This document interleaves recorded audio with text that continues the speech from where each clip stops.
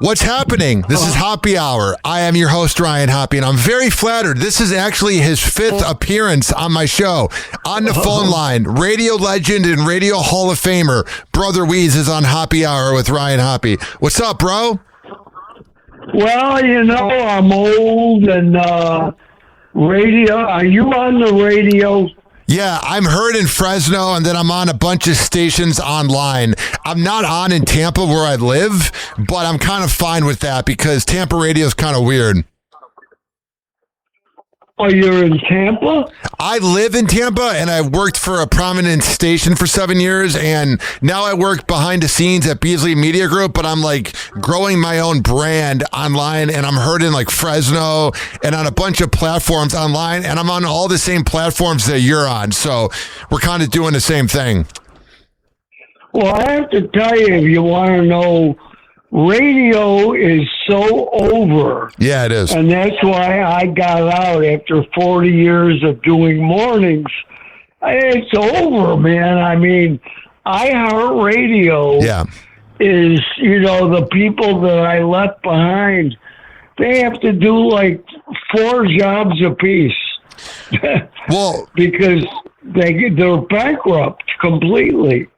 Wease, I've watched about 4 out of 7 of your podcasts. I was just watching the one with Steve Hausman, but on Friday night I was drinking a little and I was like, man, I've been meaning to watch Wease's podcast. So I watched it while sitting on my balcony. Very nice night.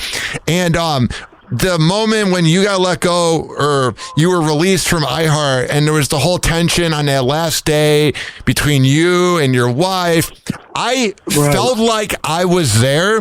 Because iHeartRadio, that had nothing to do with you, that moment.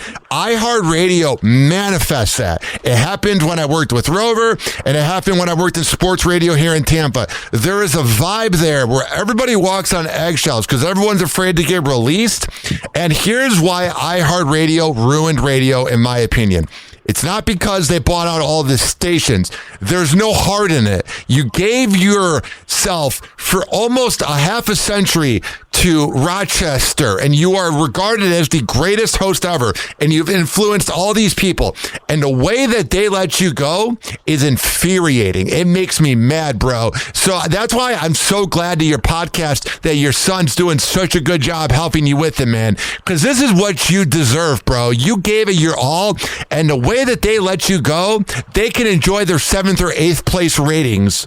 What are they going to do? Play AC/DC? Come on. Well, here's the deal. They didn't let me go. I terminated myself. I mean, they ended my show. Put it that way. That's true. They ended the show and replaced it with music and offered me a 2-hour Saturday and Sunday music shows and then a talk show on the AM. I go, get the fuck out of here. and can we say that here? Yeah, you're fine. And then it's just ridiculous because I could give them a shit. And they offered me that, and they had to pay me. Let's see. That happened in September, October, November. They had to pay me for 3.5 more months, which was fine. And then we did the podcast. So, obviously, I reached out to you the day after, but you said that on your first podcast that a lot of TV stations reached out and newspapers and all your friends and all your and all the people you've mentored. How hard was it, even though you were getting paid for 3 months, how hard was it having to say no to everybody? You're a smart kid, Ryan. It was terrible. All 3 local stations on TV wanted me on. I couldn't do it. The newspaper, I couldn't do it because I don't want to give up that money. That 3 months and change, they had to pay me. Because if I told what I wanted to say, then they could stop paying me. So, when you found out that the show was ending, what was your first thought? Well, what happened was, and you saw it on the podcast, they offered me what they offered me, and I was going to do it. And then the night before we were going to make the announcement, like you saw on the podcast, I couldn't sleep. I go, what? I can't do this. Yeah. I can't go out like playing music on the weekend, even though, by the way, I was going to pick my own music, which they know I love. I could play whatever I wanted, soul, rap, reggae, classic, whatever. But I go, I can't do that. And then a 2-hour talk show on the AM station. So I couldn't sleep that night. And I wrote a rant that I was going to do. And then we went into the studio the next morning, and the program director came in and said, you know, at noon, you have to make the announcement about how this was your idea. Oh, they were out of their mind. Yeah. They wanted me to say that they did research, and the people in Rochester want a rock station, just music. And so I'm going to do that other thing. I go, I can't do that. The dude lost his mind. I go, I'm not doing it. It's not happening. I'm getting out of here. And they went nuts. And then you could see on the podcast what happened. And I got, you know, this was going to be it for me after 40 years. And Doreen, my wife, was in with management, and they said, he can't say anything now. He can't. And after each break, she would come in and say, honey, you can't. I go, what do you mean? I got the shows. And so finally, in 1 hour, I got to say goodbye. It was terrible and ridiculous. That's it. The thing that was interesting about it was seeing how much you cared and thinking about how much they don't really care. Now, what I want to ask is, was there ever a time that management, in the 40 years you were in radio, was there ever a time management actually had a heart, or was it kind of always like this? Well, they absolutely never had a heart, but back in the day, I was so powerful that I could do whatever I wanted, whatever, and they just didn't interfere. So it's not that they had a heart, it's that they couldn't afford to lose me at that time. See what I'm saying? No, totally. They never, yeah. So I mean, I never even realized how much power I had until, for instance, when Howard Stern came into this market, and, you know, he was going to go after me, my program director still wanted me to play a couple tunes an hour. And I told him, I'm not doing it, man. I am not playing any music. I am not going to put on Led Zeppelin and let people switch the button over to Howard Stern. Can't do it. So we fought, and the fact that I knew that I made more money than he did, I just said, it ain't happening. We had a big screaming match, and I just never did it. So that's that. What do you think of Howard Stern? Well, I don't know if you ever heard about it, but he called me. Now, it's probably 8-10 years ago. He called my cell phone at home to make amends for bad things he said about me. Yeah. And I figured that he must have been going through a 12-step program. Why else would he ever do that? And we had a 20-minute conversation, and it was nice, and that was that. He invited me to lunch. I never went. What do I think about him? I don't listen and I don't know what's going on. Yeah. But I do know that he's definitely made the most money ever in radio. It's crazy. Gotta give him that. Millions.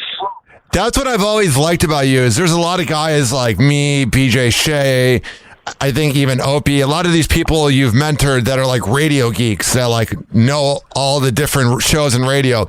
And I think what's always made you different is that you were a concert promoter before and then went into radio. So it's kind of like you're not a radio geek. So you don't really go out trying to hear other shows. Exactly. I was never a radio guy. I was a concert promoter in the music business. I emceed the 94 and 99 Woodstocks. I was the head MC, hired other MCs. I was at the 69 because I'm so old.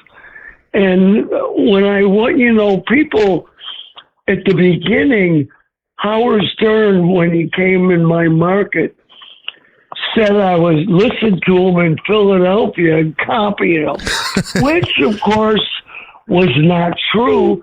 I didn't even never heard him before because I was in Rochester. I lived in Philly, but before, he ever was syndicated in.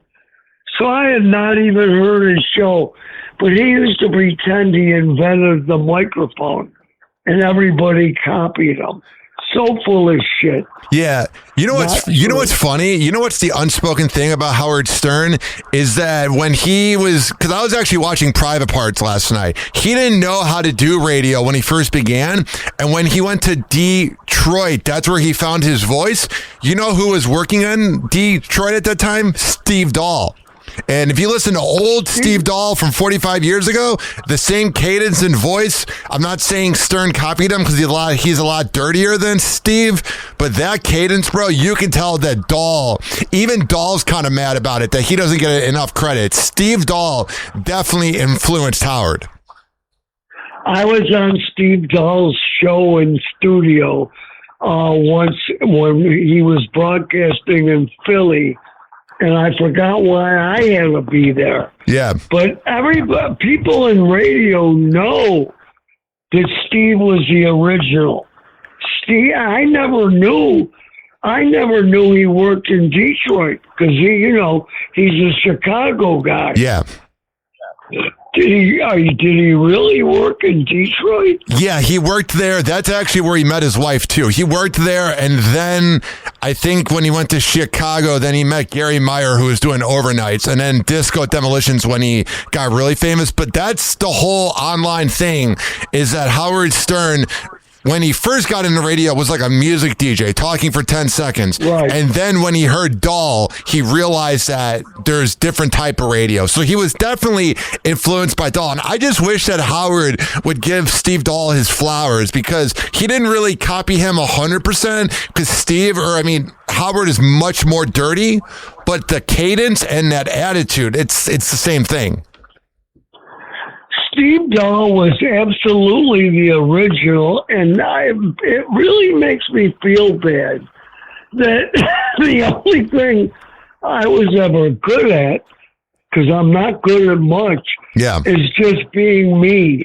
I don't know. I don't know how to be a radio guy. Yeah. I'm just me, and I'm a little bit different because my history as a human being is really, really interesting. 3 tours of Vietnam, concert promotion. I was always a little wacky, but I was honest. I'm always honest. And I feel bad that Howard Stern, like you just said, wouldn't give Steve Dahl what he deserves. That's lame and shitty. Yeah.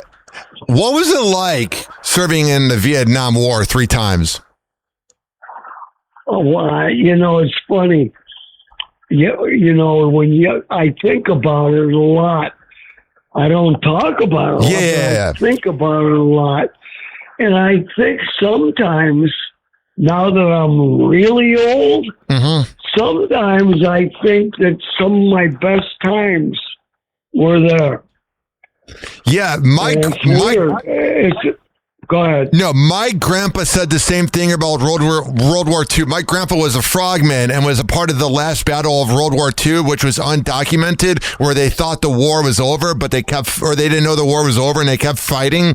And he never talked about it, and he went to the grave never telling me or the family anything, but he did say that it made him a better person. Oh, it made my whole life. I mean, when I came back after 3 trips, I mean, if I didn't go, I'd be who knows what. I wouldn't be this. What are some things that you learned from the Vietnam War? Not what happened there, but what are some things that you brought to radio and to being a concert promoter? That's a good question that I never thought about. Well, I mean, the coolest thing about Vietnam was the camaraderie. When I was in the jungle, we used to say, this is as close as you can ever get to anybody. You can't be married, even your children. You'll never be as close as to the guys you were with in the jungle. And that, I brought that with me for the rest of my life, and the fact that I could have got killed a million times. Yeah. That made me very brave back here in America, where I knew it wouldn't happen. Yeah. You know what I mean? No, so would it be like whenever you're getting into a fight with a radio boss, you're kind of thinking well, at least I'm not at the Vietnam War, you know what I mean? Well, it's exactly what I'm saying.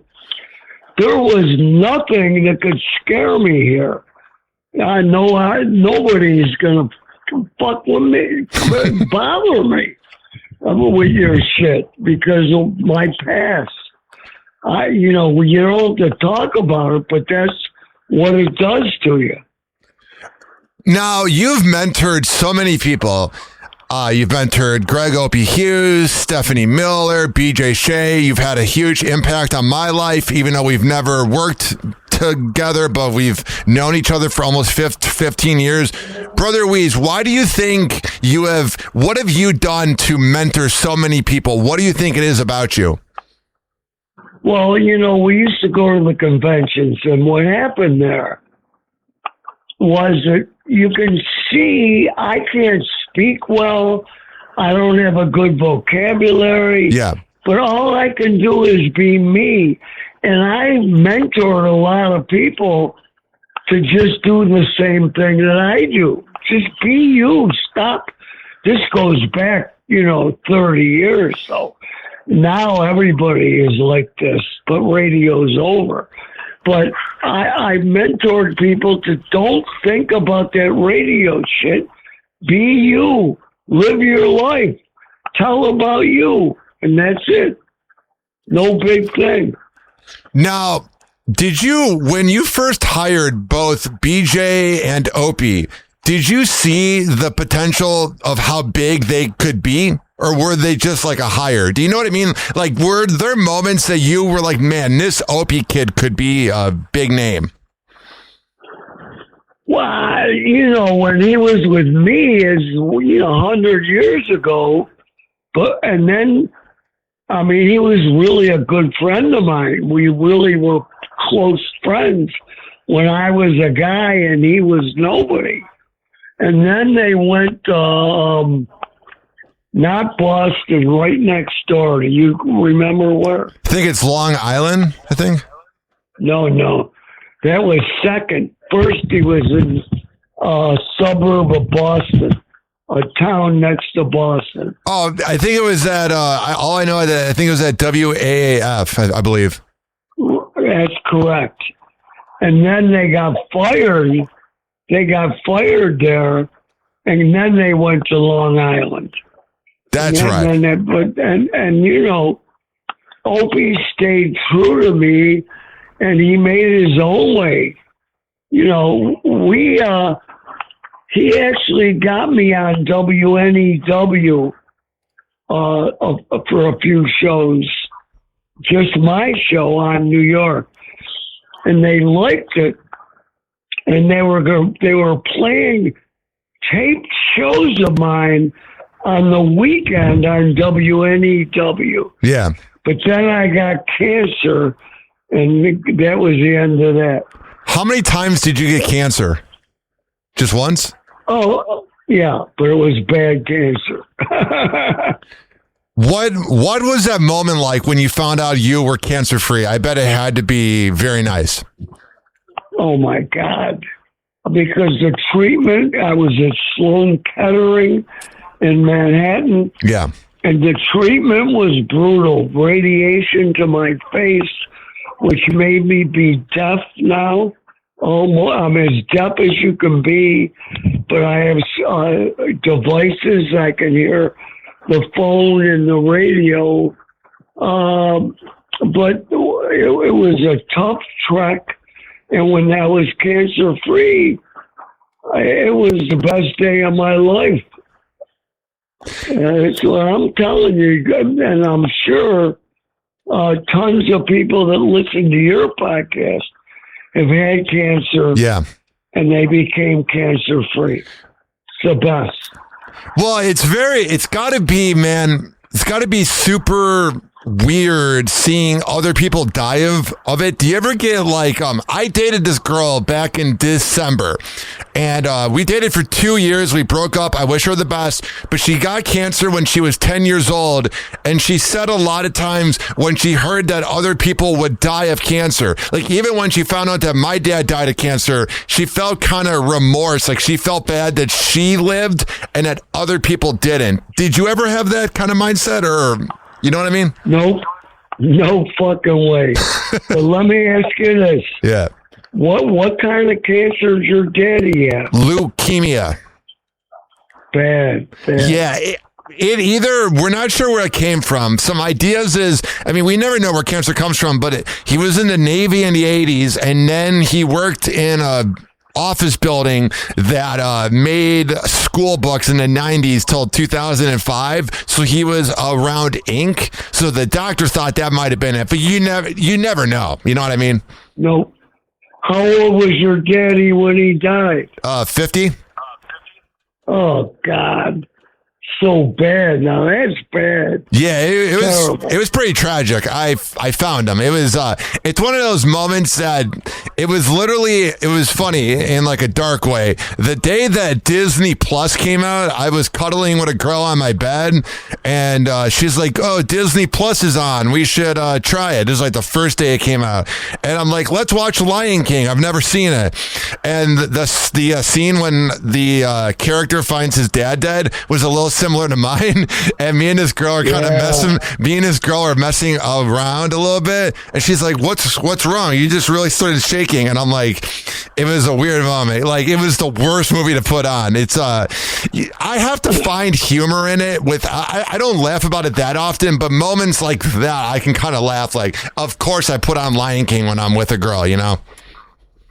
Ryan, I'll tell you something. You sound, if radio wasn't dead, and it is over, but if it wasn't, you're a good radio talker. I've worked with a lot of people, Wease, and I've met a lot of people, and I've gotten better because we all know about our friend Rover who liked that 70 download thing when you said, "How many listens did you have last night?" And I said, with my old stutter, 70 downloads, and then that guy is such a fool, dude. I get messages all the time from people in Cleveland that say that they miss me on that show. I mean, it's got to be funny that you were number one in your time slot, and they put that fool in the morning, and then he's in like 7th place. I mean, he's never done well in that city, and that's what he's mad about, is that I'm friends with you, and you've always crushed him. I remember when I went to Rochester, I was at that theater that Elvis performed at for his, he did something called the Holiday Hangover, where he would have a concert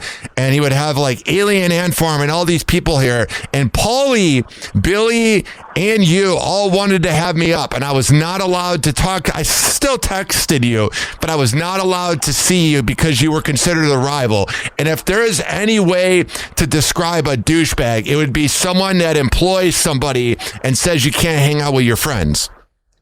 Well, it's funny you just said Billy and Paulie. We're recording a podcast tomorrow afternoon with Billy and Paulie. I can't wait. I love Paulie. I'm so proud of his how he's made his life through that sauce. He's huge, bro. He's going to be rich. A big business. I'm sure. Let me think of how to word this. I may, for his buddy's bachelor's weekend, like 9 years ago, he visited Tampa, and Tampa's known for its nudie bars. And me and him, we went to this place called Mons Venus, where they have pasties over the nipples. And what's funny, this is the most Tampa thing ever. They don't sell alcohol inside the place, but there's a liquor store next door. So you're allowed to drink beer as an open, and you're not supposed to drink in public, but me and Paulie drank a few beers in the parking lot of Mons Venus because you're not allowed to drink inside. It was hilarious. It's amazing that I keep hearing.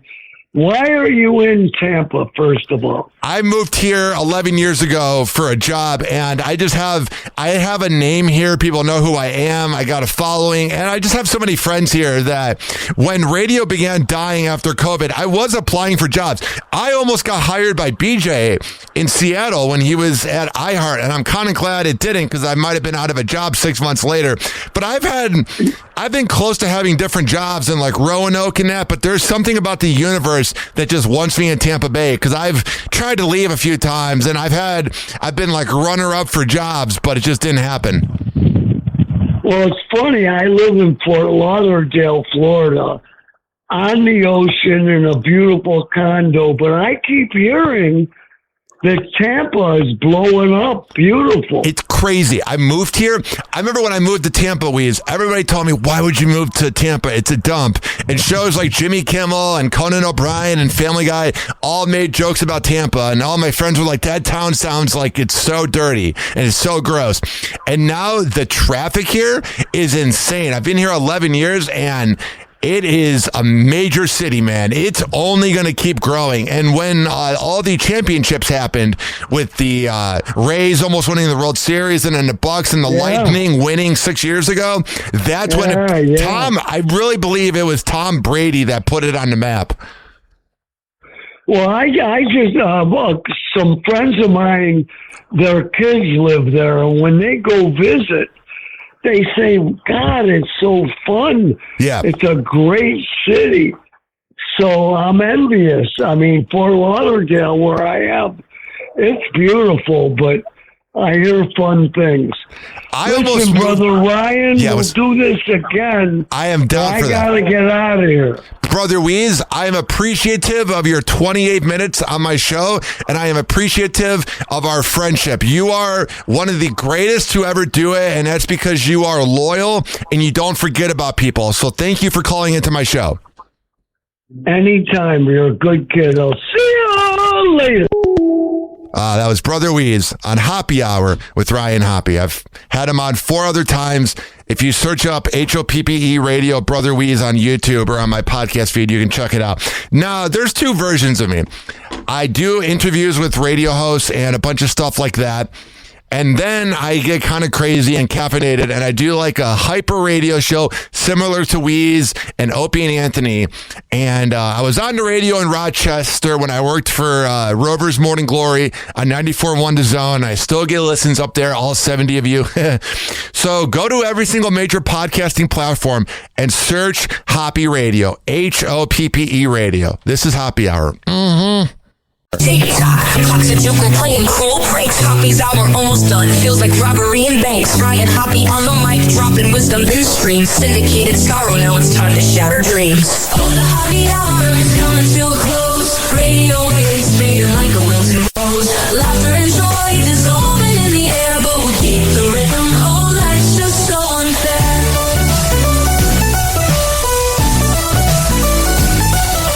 Phone lines buzzing, but the laughter's growing dim. Eardrums mixing Hoppe like fingers without rings. DHX to FM, shout out to the street. But soon the sound will vanish like shadows in the heat. Oh, the Hoppe happy hour is coming to a close. Radio waves fading like a wilting rose. Laughter and joy dissolving in the air, but we'll keep the rhythm. Oh, life's just so unfair.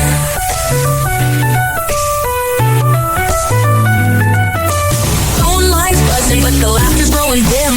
Eardrums mixing happy like fingers without rings. EHX to FM, shoutouts hit the street, but soon the sound will vanish like shadows in the heat.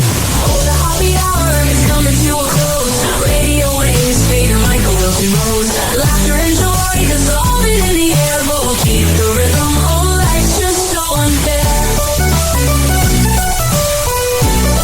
Oh, life's just so unfair.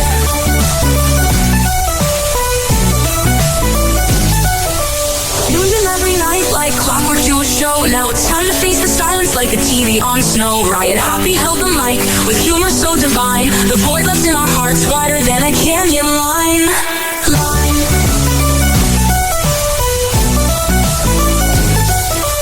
Empty speakers silent, I become into an end like a roller coaster stopping round the river's bend. Happy jokes and jabs, these our daily grind. Now silence louder than the thoughts we can't rewind. Oh, the happy hour is coming to a close. Radio waves fading like a wilting rose. Laughter and joy dissolving in the air, but we'll keep the rhythm. Oh, life's just so unfair. The happy hour is coming to a close. Radio waves fading like a wilting rose. Laughter and joy dissolving in the air, but we'll keep the rhythm. Oh, life's just so unfair. Happy hour.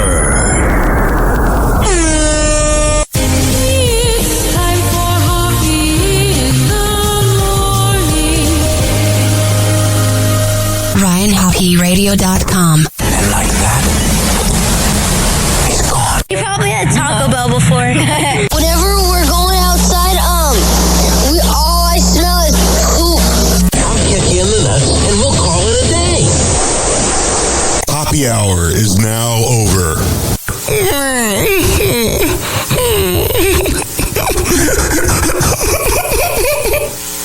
Happy hour is now over. Game over.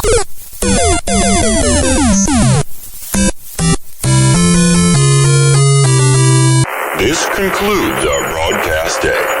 Good night and God bless America. Doors closing.